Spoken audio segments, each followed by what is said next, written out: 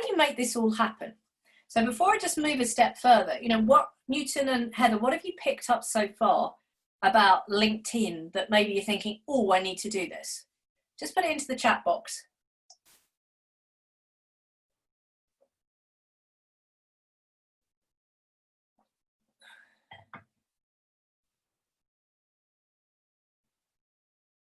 Yeah, Newton, comment and provide views. Human first, professional second. If you need to, actually put, these are my views, not my company's. Absolutely, Heather. Liking is great, but we often need to go one step further. And yeah, Newton, you have to be on there daily. Remember, go back to that plumber example. How did they get on the list for you to recommend them because you were top of mind? Being top of mind, being in someone's newsfeed is what we're looking to be with this 30 minutes a day strategy. Now, how do we make this stuff happen? Because you're probably thinking to me, Heather, I don't have time for this. Now, so there's 5 P's to think about. What is your plan? You know, look ahead. Where can I get content ideas? Who am I trying to connect with? If I only chat with 30 people on LinkedIn, who would they be? How do I look at them? You know, have that plan, have a prospect list of who I need to be going after now. With Heather, that might be an introducer list as well as a prospect list. You know, when I say prospect, it's who do I really want to connect with? Who are those? Perhaps those are the ones you need to be doing the searching for. Those are the ones you need to be writing, but have the plan. What am I going to do? When am I going to do it? One of my most successful clients, we sat down and she's in a big 4 firm and she said, yeah, they're starting to do redundancies at partner and director level. And so she used that as a chance to just refocus. And she literally said, this is what I want to do. And so she broke it down into what does that mean on a day-to-day basis that I should be doing? That's the level of plan I'm talking about. If you don't have that, we're at a wish list, not actually what we're trying to do. Then prioritize.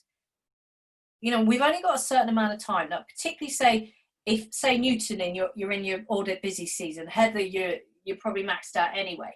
You know, if you only do one thing, what should that one thing be? That should be prioritized. You know, you look at your 30 minutes. So, right, we've only got 30 minutes. And if I'm going to do 10 minutes a day on,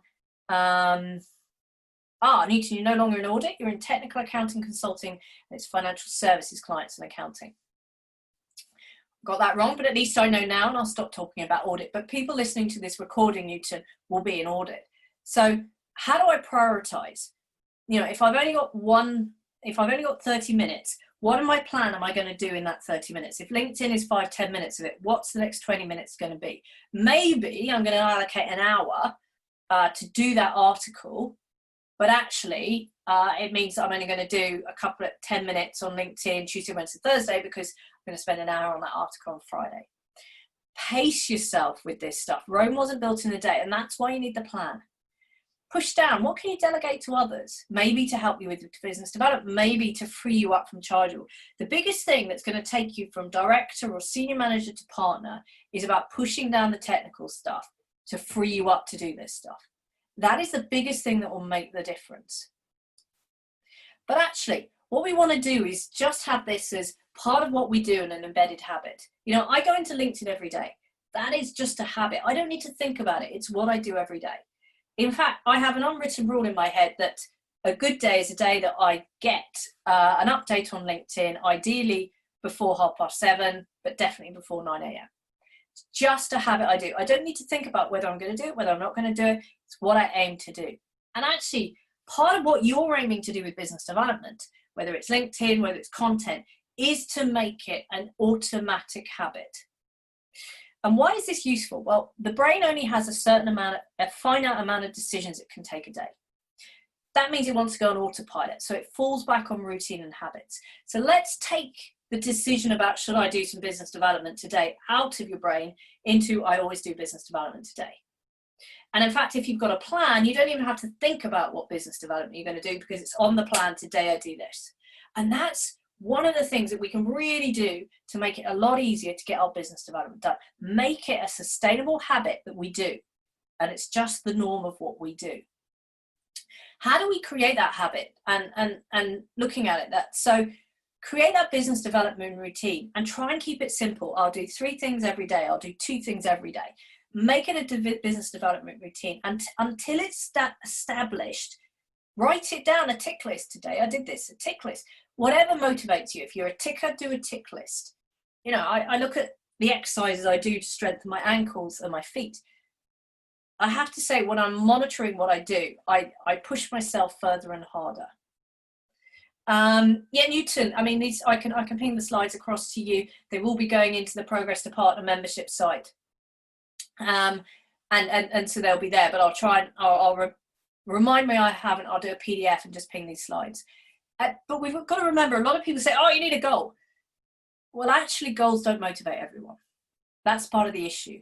If they motivate you, use them. But often, very much goals within a professional service context means, hey, you've hit your chargeable time target. Guess what? You've got a harder target as a prize. You know, it's often not motivating. And actually, when also the other benefit about these ingrained habits is they stop the voice of doubt or fear getting in the way, which is so, so important. And this is how we form a habit. There's always a trigger. You know, for me, the trigger is I sit down at the breakfast bar in my kitchen and I want to write my LinkedIn profile update for the day. What can be your trigger? You know, a lot of people, when they used to commute into work, that would be part of their trigger to go onto LinkedIn. Sadly, we often don't have that commute now, or it's less likely. So what else can be your trigger? Is it while you're eating breakfast, you'll put on a LinkedIn update? And then what actions are you going to do after that trigger?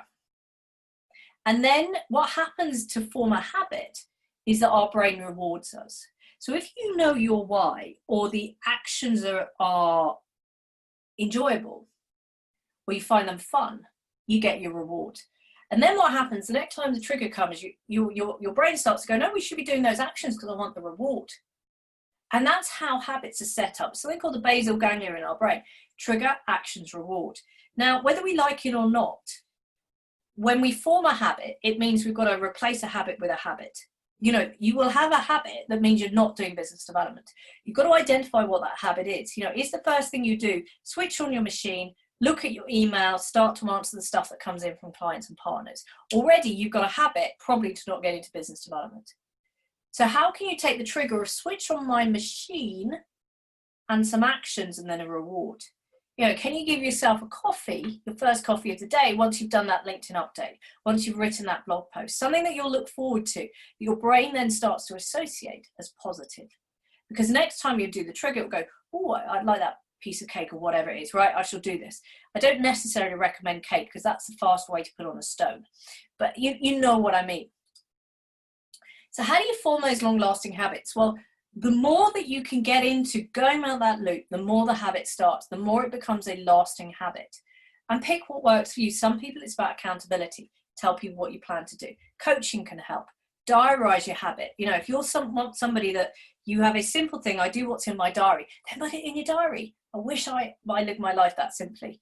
But also think about, what is my habit doing to help me achieve the bigger thing? You know, what are the little things that I do that helps me get to the bigger things? Can you also simplify it? If I do this, that means I do this, this, and this. So all I have to do is focus on this. Monitor it. Don't try and do too much at once.